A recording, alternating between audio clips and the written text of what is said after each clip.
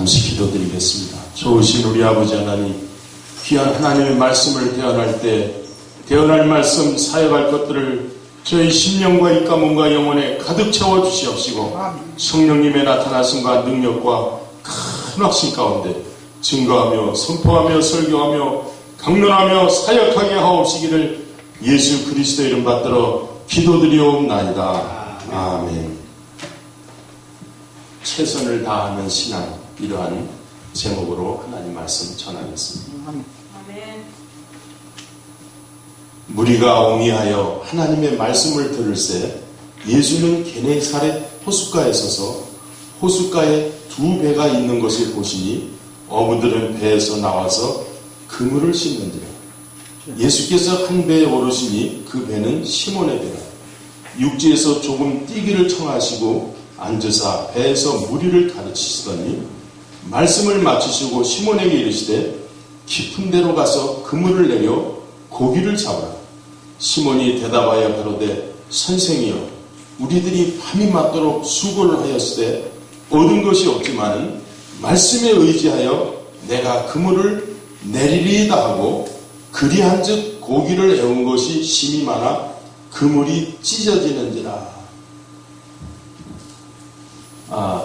한 몇 주 전에 제가 저희 섬기는 교회에서 설교를 하려고 항상 습관적으로 강단에 서기 전에 두 손을 양손을 들고서 시간이 허락되는 대로 기도를 하다가 강단에 서곤 합니다. 그날도 예외 없이 그러는데 제가 거의 외부 설교는 거의 로마서를 그한 10년 남짓 그렇게 해왔었어요. 그랬더니 아니 누가복음 5장이 그날 딱 떠오르는 거예요. 근데 본문을 보면서 예상치 않았던 그 은혜를 그날 무지하게 많이 받았어요. 설교 부탁을 받고 이례적으로 제가 이 누가복음 5장을 증거하게 됐습니다. 근데 그날 하나님께 주시는 그 말씀의 풍성한 은혜 가운데 그 중심 내용 중에 하나가 뭐냐면은 최선을 다하는 신앙이 얼마나 귀중한가, 그것을 가르쳐 주신 거였어요.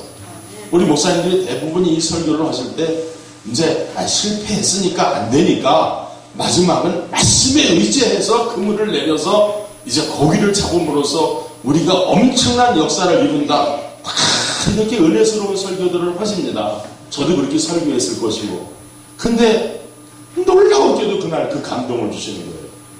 그 부분이 바로 어느 부분이었냐면은 이제 5절에 보면 시몬이 대답하여 가로되 선생이여, 우리들이 밤이 맞도록 수고를 하였으되 얻은 것이 없지만은 말씀에 의지하여 내가 그물을 내리이다 하고, 요 5절 부분에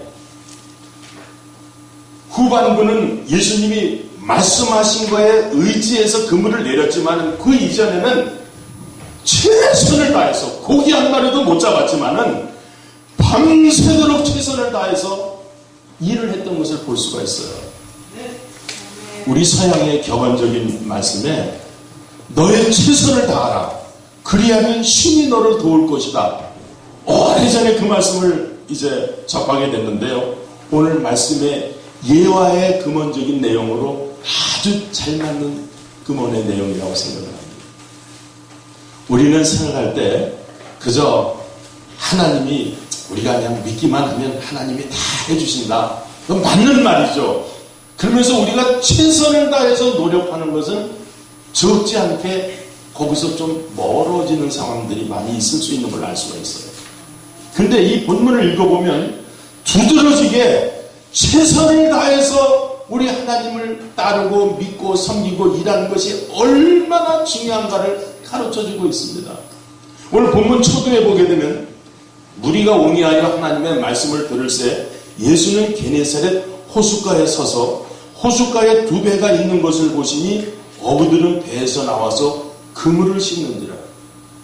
3절에 보면 예수께서 한 배에 오르시니 그 배는 시몬의 배라. 특별히 예수님께서 시몬의 배를 선택해서 타신 것을 볼 수가 있어요.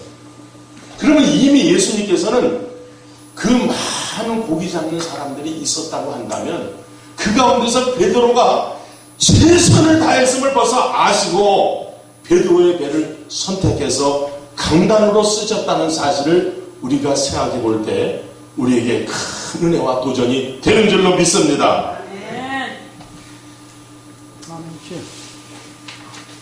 말씀을 마치시고 시몬에게 이르시되 깊은 데로 가서 그물을 내려 고기를 잡으라.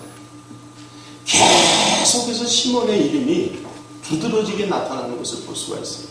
근데 우리가 이제 우리 믿는 사람들은 베드로가 얼마나 열정적인 사람인가 알고 있잖아요. 마지막 그가 이제 순교할 때 거꾸로 매달려서 죽는 그런 상황을 보더라도 그는 정말 하나님 앞에 정말 모든 것을 다 쏟아서 영광을 돌린 그런 사람이라는 것을 알 수가 있습니다. 근데 처음 부름받을 때에도 그는 최선을 다했다고 하는 것입니다. 아까도 5절 말씀했지만 시몬이 그렇게 대답을 했습니다. 선생이요, 우리들이 밤이 맞도록 수고를 하였으되 얻은 것이 없지만 말씀에 의지하여 내가 그물을 내리리이다. 말씀에 의지하여 그물을 내리는 것은 주님의 말씀을 듣고 믿음으로 했다면 그 이전에는 한 마리도 못 잡았지만은 최선을 다했다는 거예요. 할렐루야. 저는요 이 말씀을 통해 은혜를 받고 그 이후로 한 2달 정도가 된 것 같은데 얼마나 감격하면서 감사하면서 행복하게 주님을 섬기는지 몰라요. 물론 그 이전에도 열심을 다하는 거야 우리가 많은 경우 알아요. 그런데 우리가 믿으면 다 된다 그래 놓고서 최선을 다하지 않는 경우가 얼마든지 있거든요. 근데 이 본문에서 그걸 발견하고 제가 아주 그냥 춤을 추듯이 기쁘고 감사하고 그러면서 오늘까지 이 설교를 2달 새에 3번을 하는 것 같습니다. 그렇게 말씀에 의지하여 그물을 내리니까 그리한즉 고기를 애운 곳이 심이 많아 그물이 찢어지는지라. 주님의 말씀에 의지해서 그 신앙으로 믿음으로 최선을 다하기만 한다면 그물이 찢어지는 역사, 하늘의 신령한 복, 땅의 기름진 복으로 넘치는 주님의 은혜가 임할 줄로 믿습니다. 그런데 7절에 보면 또 놀라운 사실이 드러나고 있습니다. 이에 다른 배에 있는 동물을 손짓하여 와서 도와달라 하니 저희가 와서 2배의 채움에 잠기게 되었더라. 이야, 놀랍습니다. 축복받고 은혜 받은 사람은 대역사를 경험한 사람은 한 사람인데 그 사람이 은혜를 받아놓으니까 옆에 사람을 불러들이니까 똑같이 2배를 채우게 되는 거예요. 할렐루야. 이야, 저는 여기서요 목회와 선교에 엄청난 은혜를 받았어요. 우리가 생각할 때는 벌써 그냥 목회를 하든지 선교를 하든지 사람들이 한꺼번에 구름대같이 몰리고 막 그래야 이게 엄청난 역사가 일어난다고 생각하는데 제가 이걸 보면서 그게 아니라는 걸 알았습니다. 내 한 사람이 최선을 다하고 믿음으로 살면은 나에게 놀라운 은혜와 복을 주시는데 또 나를 통해서 다른 사람은 그렇게 하지 않았다 할지라도 나를 통해서 그 사람이 은혜를 같이 나누기만 한다면 같이 은혜를 받는 사실을 제가 알고 있습니다. 할렐루야. 아멘. 목회의 성공이 여기 있구나. 아멘. 우리는 그냥 사람이 많이 모여야만 모든 것이 다 된다고 생각을 하는데 아니라는 걸 아는 거예요. 아멘. 근데 제가요 수년 전에 저 부흥사 연수를 받으면서 그 어느 그 음악 전공하는 목사님이 자기가 1000번을 넘게 국내외 성회들을 많이 했대요. 근데 자기가 가장 기억에 남는 성회는 한 사람 놓고 했을 때 가장 은혜를 많이 받았대요. 저도 저희 교회에서 혼자서 찬양을 많이 하거든요. 근데 혼자 찬양할 때 은혜를 많이 받습니다. 자유롭잖아요. 마음껏 할 수 있고. 둘만 모이고 여럿이 모이면 왜 이렇게 군더더기가 많고 의식적인 게 많고. 그러니까 우리가 하나님 앞에 내 자신이 믿음으로 최선을 다하고 축복받기만 한다면 나를 통해서 또 다른 사람들이 놀라운 은혜와 복을 받게 될 줄로 믿습니다. 설교 시간이 조금 제한이 되어 있을 텐데요. 지금 한 몇 분 정도 더 할 수가 있을까요? 10분이요. 앞으로 10분 정도요. 그러면은 감사드립니다. 아멘. 그러면은 제가 여기서 이제 그러면 그 최선을 다하는 신앙이 이렇게 귀하고 복된 것인데, 그럼 최선을 다하는 신앙에 어떤 방법이 있어야 될 거 아니겠어요? 내용이 있어야 될 거 아니겠어요? 그래가지고 제가 로마서 12장을 접목해서 잠깐 말씀을 10분 정도 드리고 마치려고 합니다. 로마서 11장 1절로 제가 응독을 하겠습니다. 그러므로 형제들아, 내가 하나님의 모든 자비하심으로 너희를 권하노니 너희 몸을 하나님이 기뻐하시는 거룩한 산제사로 드리라. 이는 너희의 드릴 영적 예배니 너희는 이 세대를 본받지 말고 오직 마음을 새롭게 함으로 변화를 받아 하나님의 선하시고 기뻐하시고 온전하신 뜻이 무엇인지 분별하도록 하라. 내게 주신 은혜로 말미암아 너희 중 각 사람에게 말하노니 마땅히 생각할 그 이상의 생각을 품지 말고 오직 하나님께서 각 사람에게 나눠주신 믿음의 분량대로 지혜롭게 생각하라. 우리가 그렇지 않습니까? 무슨 목표가 있고 주제가 있다면 반드시 거기에는 그 목표와 주제를 이룰 만한 내용이 있어야 됩니다. 저는 오늘 본문 이것이 바로 내용이라고 생각을 합니다. 아니, 최선을 다하는 신앙을 우리가 알았어요. 그 최선을 어떻게 다하는지를 길을 알아야 우리가 성공할 거 아니겠어요? 그런데 그것은 이제 로마서 12장이 거의 많은 경우 생활편입니다. 이게 적용편이라고 그러죠. 우리가 로마서 1장에서 8장까지는 기독교 구원론의 대파노라마가 나오죠.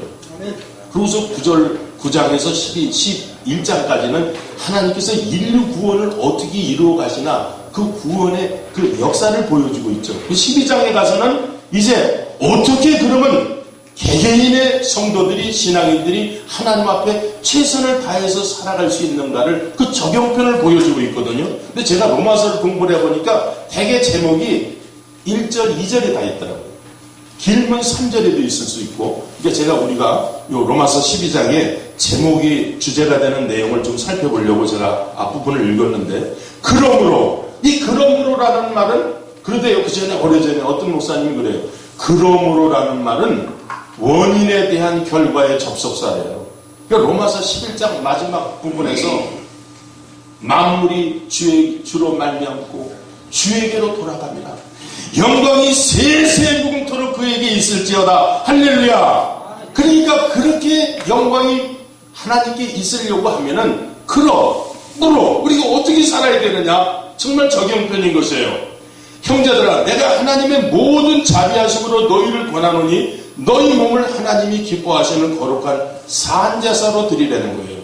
그것이 하나님 앞에 영적 예배가 되는데, 그럼 그 영적 예배를 드리기 위해서는 어떻게 해야 되느냐? 첫 번째 2절에 너희는 이 세대를 본받지 말라는 거예요. 우리가 하나님 앞에 신령한 삶을 살기를 원한다면 첫 번째로 해야 될 것이 이 세대를 본받으면 안 됩니다. 아무리 큰 은사를 체험하고 천국을 왔다 갔다 하고 지옥을 왔다 갔다 했어도요, 그 많은 은사도요, 이 세상 본받아 버리면요 바로 타락해 버립니다. 저는 이 부분의 은혜를 받고 제가 감사한 일이고, 우리는 인간적으로 노력해서 죄도 이기고 하나님 앞에 바르게 살려고 하지만은요, 그래가지고는 안 됩니다. 첫 번째로 우리는 이 세대를 본받지 않는다면은 신령한 삶을 살게 될 줄로 믿습니다. 또 마음을 새롭게 함으로 변화를 받아, 이거 오늘같이 방송 예배, 부흥회 계속해서 성회를 영광 돌릴 때 우리 심령의 은혜가 임해서 우리가 변화가 될 줄로 믿습니다. 그럼으로써 하나님이 선하시고 기뻐하시고 온전하신 뜻이 무엇인지 분별하게 된다는 거예요.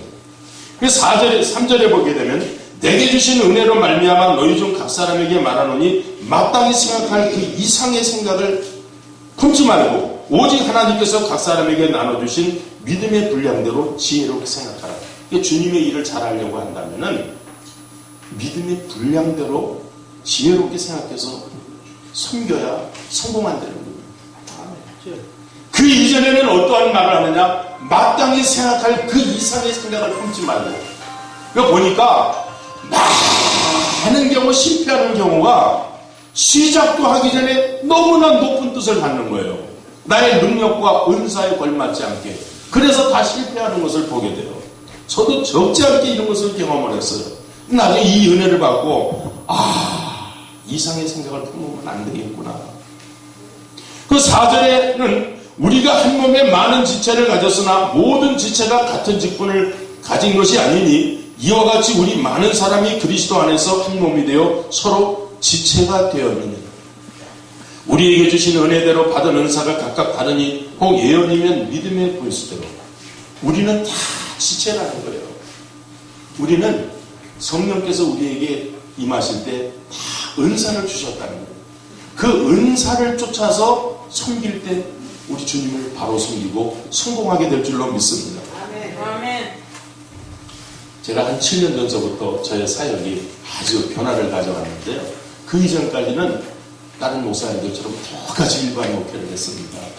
저도 집사님도 세우고 건찰님도 세우고 IMF 때 150평 땅 사가지고 83평 만약 가운데 건축도 하고 그랬습니다.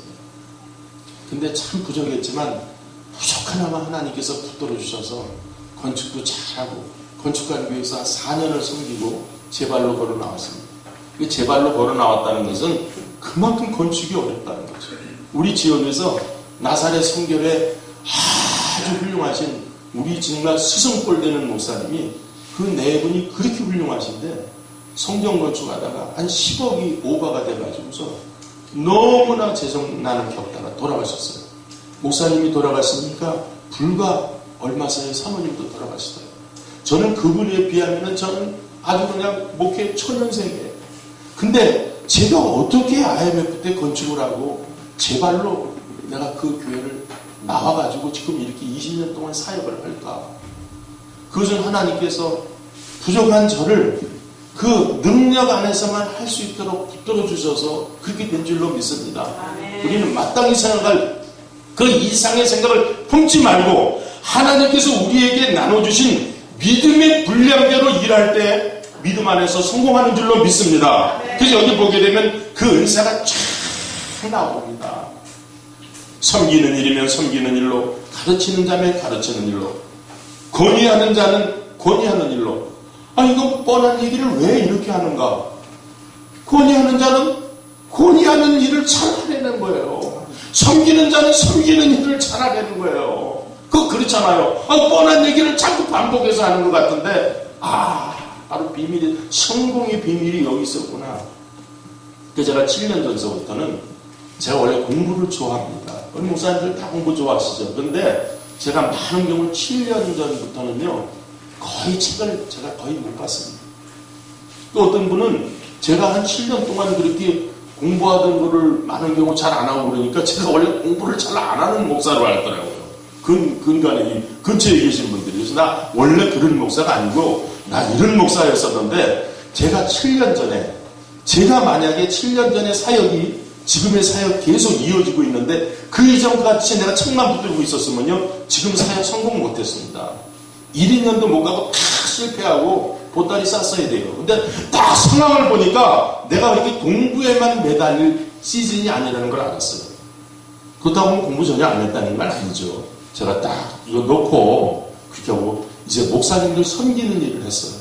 그리고 많은 경우 복 죄송한데 제가 돈 버는 일을 했습니다. 7년 동안. 그랬더니 이렇게 저렇게 섬김이 잘 어우러져가지고 복 죄송한데 아주 성공적인 사역으로 지금 이어가고 있습니다. 우리는 제가 그래서 그런 얘기 많이 합니다. 우리 사역의 현장은 무슨 학이 아니다. 이건 현실이다. 이거는 현장이다. 공부는 신학교 때 하고 대학원 가서 하고 연구원 가서 하고 사역할 때는 사역의 현장에서 정말 성공할 수 있는 길을 찾아야지. 그러니까 저는 그것도 은사라고 생각을 합니다. 그래서 우리가 이제 마땅히 생각할 그 이상의 생각을 품지 않고 하나님께서 우리에게 나눠주신 그 은사를 쫓아 바로 섬길 때 우리가 성공적인 사역을 하게 될 줄로 믿습니다. 기도드리겠습니다. 좋으신 우리 아버지 하나님 감사드립니다. 오늘 베드로와 같이 밤이 맞도록 그물을 내렸을 때 얻은 것이 없지만 말씀에 의지하여 그물을 내릴 때 대역사를 이룬 것 같이 이제나 저제나 우리는 하나님 앞에 최선을 다하는 신앙으로 살게 하여 주시옵시고 하나님께서 우리에게 주신 각자에게 주신 신령한 은사를 쫓아 그 가운데서 주님을 섬기는 성공적인 사역자들이 다 될 수 있도록 역사해 주시옵시기를 예수 그리스도 이름 받들어 기도드리옵나이다. 아멘.